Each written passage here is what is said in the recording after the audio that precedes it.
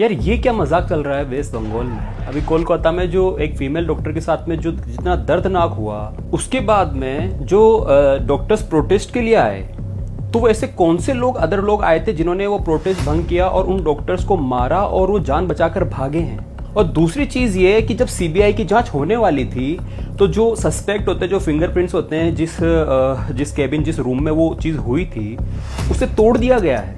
वहाँ के प्रशासन, जो वहाँ का हॉस्पिटल का प्रशासन है, जो ये जो ममता दीदी है, ये जो बैनर्जी, भी इसको क्या बोलूं दीदी, तो ये क्या चीज़ है। पीसफुली सारे फीमेल डॉक्टर्स जाने वाले थे शाम बाजार तक, और बाहर एकदम से बहुत सारा मॉब इकट्ठा हो गया और पुलिस उनको रोक नहीं पाई और वो पूरा मॉब अंदर घुस गया। हम लोग अपनी जान बचा के भागे हैं।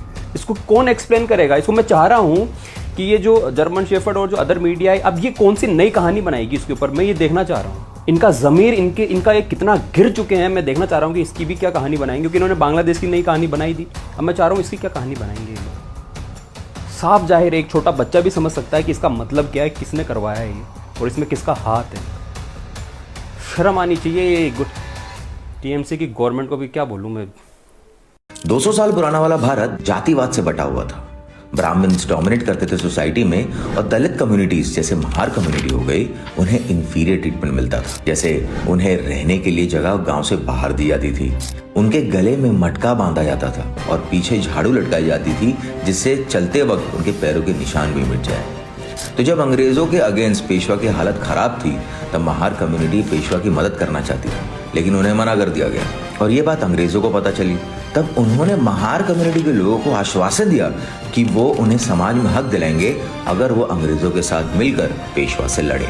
तो जब पेशवा 20,000 कैवलरी और 8,000 इन्फेंट्रीज के साथ वापस गए पुणे को कैप्चर करने के लिए, तब भीमा नदी के पास कोरेगांव विलेज में अंग्रेजों के कुल 834 लोग थे डिफेंड करने के लिए। इसमें से सिर्फ 500 ब्रिटिश आर्मी के थे। इन्होंने 12 घंटे तक पोस्ट को डिफेंड किया और फिर पेशवा ने सरेंडर किया, थिंकिंग कि और भी लोग ब्रिटिश की आर्मी से आ रहे होंगे। 33 साल बाद 1851 में ब्रिटिश ने यहाँ एक स्तंभ बनाया, जिससे ज्यादा प्रोमिनेंस मिली जब डॉक्टर भीमराव अंबेडकर ने इसे 1 जनवरी 1927 में विजिट किया। इस स्तंभ पर 22 महार कम्युनिटी के सोल्जर्स का नाम इंस्क्राइब्ड है, जिन्होंने अपनी जान गंवाई। आप क्या सोचते हैं इसके बारे में? हमें कमेंट करके जरूर बताइए।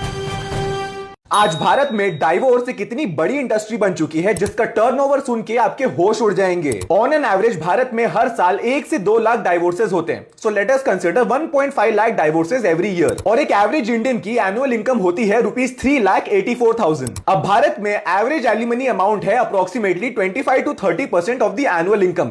सो let us consider 28% for the ease of calculation. तो एवरेज एनुअल इनकम के हिसाब से एलिमनी हुई ₹1,07,520। और अब अगर इसे एवरेज नंबर ऑफ डाइवोर्सेस से मल्टीप्लाई कर दिया जाए, which is 1.5 lakh every year, तो जो नंबर निकल के आता है वो है 16,000 करोड़ से भी ज्यादा। जी हां, भारत की डाइवोर्स इंडस्ट्री 16,000 करोड़ की है, जिसके सबसे बड़े बेनिफिशियरीज हैं जजेस, advocates, police, counsellors, therapist and the entire legal system. और ये तो मैंने आपको सिर्फ एलिमनी का अमाउंट बताया। डाइवोर्स में जो दूसरे खर्चे लगते हैं वो तो मैंने अभी इसमें जोड़े ही नहीं है, लेकिन फिर भी this estimate amount gives you an idea कि क्यों ये एक्टिविस्ट और फेमिनिस्ट आपको डाइवोर्स लेने के लिए इतना एनकरेज करते रहते हैं। और मैं ये हस्बैंड और वाइफ दोनों के लिए बोल रहा हूं, शादी आपकी टूटेगी, पैसे आपके जाएंगे, your loss is their gain. तो अगर आप डाइवोर्स ले भी रहे हैं तो एटलीस्ट मेक श्योर कि आप किसी की इन्फ्लुएंस में आके नहीं कर रहे हैं।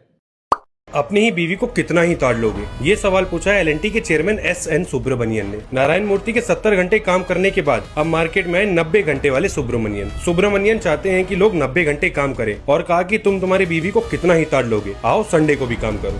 I regret I'm not able to make you work on Sundays. If I can make you work on Sundays, I'll be more happier. How long can you stare at your wife? How long can the wife stare at your husband?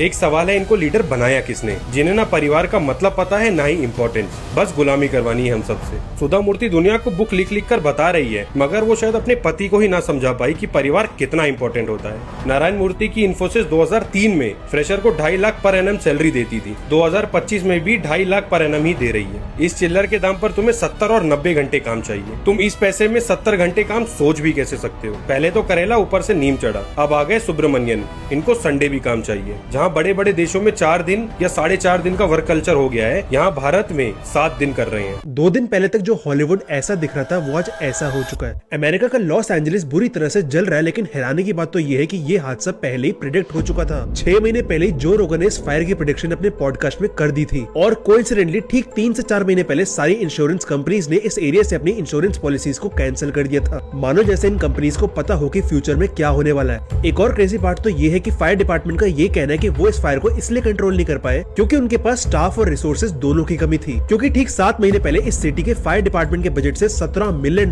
कम कर दिए गए थे। तो क्या ये सब सच में एक एक्सीडेंट था? अभी तक तो ये पता नहीं चल पाया कि ये फायर आखिरकार स्टार्ट कैसे हुई थी, बट लॉस एंजलिस के इस एरिया में तेजी से आग फैलने की एक वजह यहाँ की ज्योग्राफी भी है। एक्चुअली लॉस एंजलिस शहर के लेफ्ट साइड पूरा पानी ही पानी है और ठीक उसके राइट साइड में एंजलिस नेशनल फॉरेस्ट है, जो कि शहर से बहुत ही पास है। बारिश ना होने की वजह से वहाँ का क्लाइमेट बहुत ही ड्राई हो चुका था। पेड़ पौधे इतने सूख चुके थे कि एक चिंगारी ही काफी थी पूरे जंगल को जलाने के लिए। इस सबको और खतरनाक बनाया वहाँ की 100 किलोमीटर पर आवर की स्पीड से चलने वाली हवा ने, जिसकी वजह से कुछ ही मिनटों में आग बहुत बड़े एरिया में फैल गई। कई लोग तो ये सोच के भी हैरान है कि अगर आग लगने से गर्मी इतनी ज्यादा पैदा हो गई थी कि गाड़ी का लोहा तक पिघल गया था, तो जो गाड़ियों के साथ पेड़ मौजूद थे उनको क्यों नहीं कुछ हुआ? फायर डिपार्टमेंट स्टाफ की कमी होना, इंश्योरेंस पॉलिसीज का उन्हीं जगह से कैंसिल होना और जो रोगन का इस हादसे को प्रिडिक्ट करना, क्या ये सब एक कोइंसिडेंस है या फिर कुछ और?